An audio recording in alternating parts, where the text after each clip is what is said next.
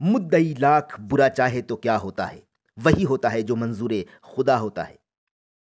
ये शेर उन्हीं पर परफेक्ट बैठता है जो लोग किसी को भी गलत इल्जाम में फंसाकर और उन्हें बदनाम करने की कोशिश करते हैं। औरंगाबाद में एक दोस्त पर विश्वास करना एक युवक को पड़ा भारी। दोस्ती का फायदा उठाकर दोस्त ने ही युवक को न सिर्फ धोखाधड़ी का शिकार बनाया, बल्कि साजिश के तहत 11,50,000 रुपयों के गबन के आरोप में उसे जेल भी भिजवा दिया। इतना ही नहीं, मामले में युवक के माता पिता एवं भाई बहन को भी नामजद अभियुक्त बनाया। वहीं इसके बाद हद तो तब हो गई जब युवक को जेल जाने के बाद दोस्त ने उसके पिता को गंभीर मुकदमे में फंसाने और जेल भिजवाने की धमकी देकर 5 लाख रुपए और वसूली कर ली।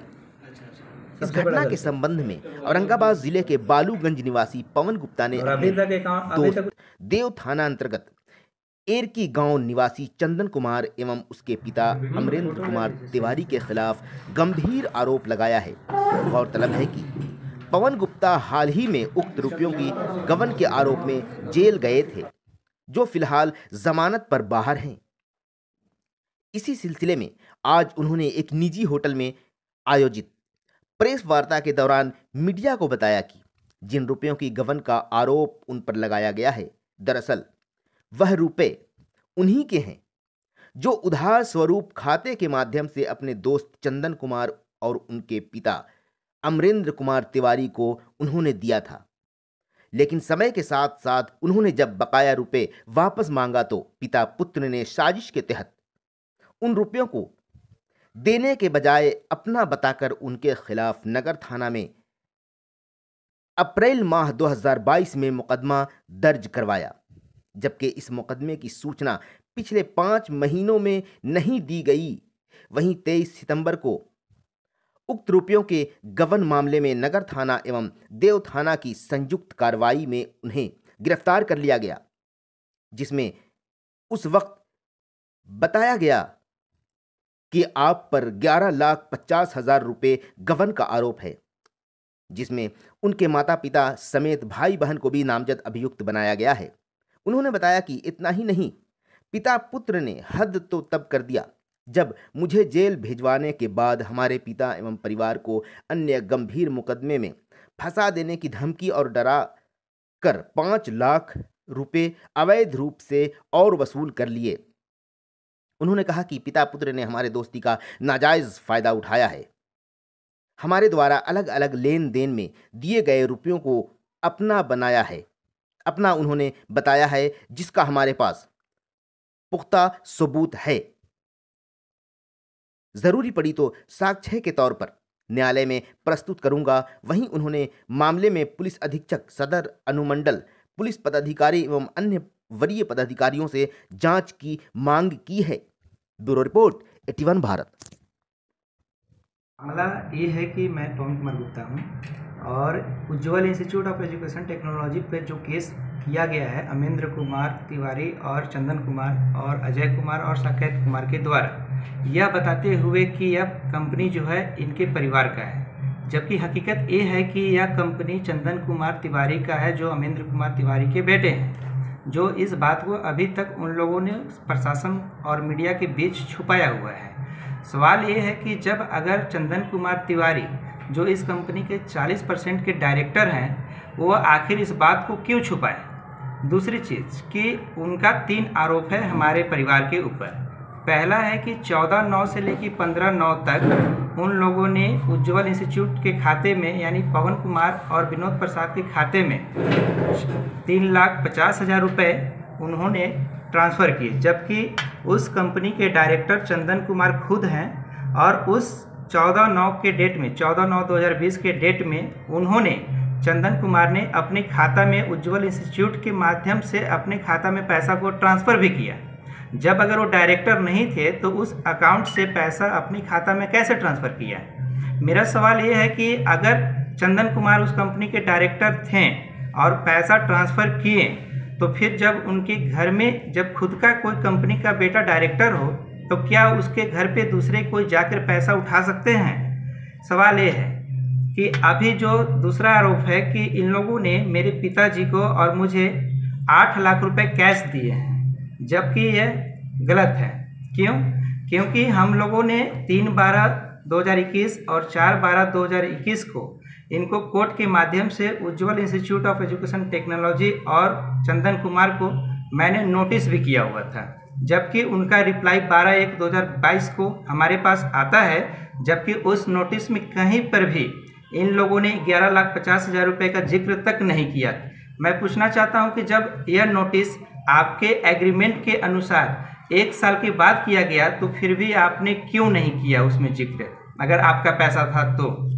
सवाल यह है कि उस समय आपको नोटिस किया गया। हकीकत यह है कि यह जो केस हुआ है, यह केस इसलिए हुआ है कि पैसा हमें लेना था, जबकि हमने 2020 से चंदन कुमार तिवारी के खाता में और अमेंद्र कुमार के खाता में लगभग 10,11,200 रुपया अकाउंट के साथ मैंने पैसा उनको ट्रांसफ़र किया है, क्योंकि चंदन कुमार के साथ हमारी एक गहरी दोस्ती थी, इसलिए हमने उनको पैसा दिया और उन लोगों ने कुछ पैसा अकाउंट में वापस भी किया है हमें, इसका भी स्टेटमेंट हमारे पास है। जब बात है कि 2020 के जनवरी से ही हम उन्हें पैसा दे रहे हैं, तो फिर अगर पैसा हम मांग भी रहे हैं नोटिस के द्वारा उनको, तो वो हमारे पूरे फैमिली को ब्लैकमेल करके उनको केस किया गया है। यह केस जो हुआ है चौथे महीना में हुआ है, यानी अप्रैल माह में, अप्रैल 2022 में। मैं उस समय अपनी बहन सिस्टर की 5वें महीना में शादी कर रहा था, इसलिए मुझे उस समय जानकारी नहीं दिया गया है। मुझे यह जानकारी सितंबर माह में 2022 को हुई, 23 तारीख को, जिस दिन मैं गिरफ्तार हुआ था, उसी दिन मुझे यह जानकारी भी हुई है। और उस समय जानकारी हुई तो जो आयुक्त है विनय सिंह, जो केस को देख रहे हैं, मैं उनसे सीधा फ़ोन पे बात किया और उनसे मिलने भी गया। चाहे तो फुटेज से आप चेक कर सकते हैं।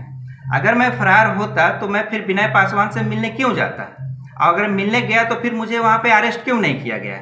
मैं वहाँ पे 1 घंटे बात करके मैं वहाँ से निकला और सीधा अपने घर के लिए निकला, जबकि मैं वहाँ अपने घर पे ना जाकर मैं सीधा चंदन कुमार तिवारी के घर देव एरकी पे गया। मैं वहाँ पे बातचीत भी किया और वहाँ पे बातचीत करने के दौरान जो हुई बहस हो गई, क्योंकि मुझे जो पता चला उसी समय पता चला। बहस हुई तो वहाँ से देव प्रशासन को घर पे बुलाया गया और मुझे वहाँ से बिना जानकारी दिए अरेस्ट करके औरंगाबाद थाना में भेज दिया गया और अगले दिन मुझे जेल भेज दिया गया। मेरा प्रशासन से सिर्फ 3 सवाल है। पहला सवाल यह है कि अगर चंदन कुमार डायरेक्टर था तो उस समय उसने अपने आप को अभी तक छुपाया क्यों? दूसरा, उज्ज्वल इंस्टीट्यूट के खाता से चंदन कुमार ने 60,000 रुपया उसी दिन, जिस दिन उनके पिताजी ने पैसे डाले थे, उसी दिन 60,000 रुपया अपने खाता में भी ट्रांसफ़र किया। तो अगर वो डायरेक्टर नहीं थे तो पैसा ट्रांसफ़र कैसे किए, जो कि इंटरनेट बैंकिंग के माध्यम से होता है। और यह इंटरनेट बैंकिंग उसी को ऑथराइज होती है जो डायरेक्टर होते हैं। इस बैंक में, जिस बैंक में इनका खाता खुला हुआ है, उस बैंक में जो इंटरनेट बैंकिंग सिग्नेचर किया हुआ है, यह चंदन कुमार के द्वारा ऑथराइज किया हुआ है, जो कि अभी तक इस बात को छुपाया हुआ है। उसी दिन 2,40,000 रुपया विनय पासवान नाम के व्यक्ति को भी चंदन कुमार ने ट्रांसफ़र किया।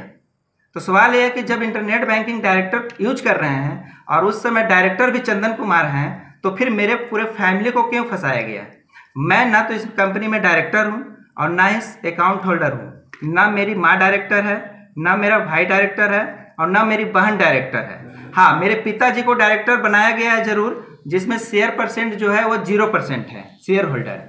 और उस कंपनी में हमने इन्वेस्टमेंट किया था, तो इसलिए हमें शेयर होल्डर के रूप में चंदन कुमार ने 60% अलग से दिया हुआ था। तो हमने इसीलिए हम एसपी सर से और टीएम सर से और एसटीपीयू मैम से हम एक रिक्वेस्ट करेंगे कि आप इस मामले की पुनः जांच कीजिए और जो दोषी है, चाहे अगर हम दोषी हैं तो उसमें हमें कड़ी से कड़ी सज़ा दिया जाए, और जो दोषी अगर अगला है तो उन्हें कड़ी से कड़ी सज़ा दिया जाए।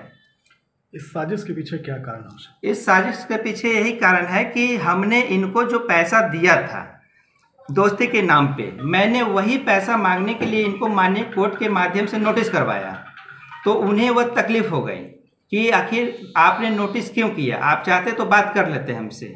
उसी बात को लेकर उन लोगों को तकलीफ हो गई। दूसरा, हमारे एक स्टाफ के यहाँ जाकर एक गाली गलौज कर दिए, जिसके बाद हमने भी इनके साथ बदतमीजी के साथ पेश किया। उसी तकलीफ को लेकर इन लोगों ने एक सोची समझी साजिश के तहत पूरी प्लानिंग बनाया और चौथे महीने में केस किया और हमें पता तक नहीं लगने दिया। और ये डायरेक्टली जो है हमें 9वें महीना में पता जिस दिन चल रहा है कि हमारे ऊपर केस हुआ है, हमें ये भी नहीं पता हुआ कि किस माध्यम से केस हुआ है और किस चीज़ के लिए केस हुआ है। और मुझे उसी दिन गिरफ्तार करके जेल भेज दिया गया।